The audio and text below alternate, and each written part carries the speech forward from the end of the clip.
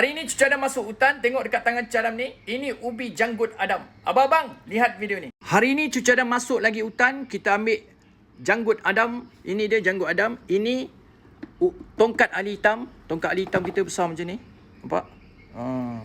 Ini janggut Adam. Yang berakar ni janggut Adam beserta dengan ubi dia.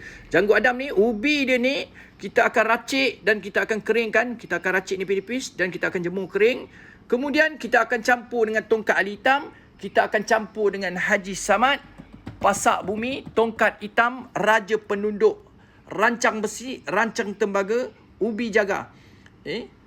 Akar urat kuda, kerbau jantan, akar gajah beranak, tu semua. Herba-herba yang kita campur. Kalau kita tengok daripada segi akar urat kuda untuk pinggang, kerbau jantan, gajah tarik, semua urat lah, saraf lah. Ini dia fokus kepada tenaga batin lelaki. Yang mana abang-abang mati pucuk, lemah, memang sangat-sangat Cucu Adam suggestkan. Ni dia. Kalau abang-abang masuk hutan, jumpa, ikut ramuan Cucu Adam bagi ni, abang-abang rebus dan minum. Tak payah banyak, pagi secawan, malam secawan. Dia baiki, dia cantikkan balik, dia sempurnakan balik masalah BTG kaum Adam, insya-Allah.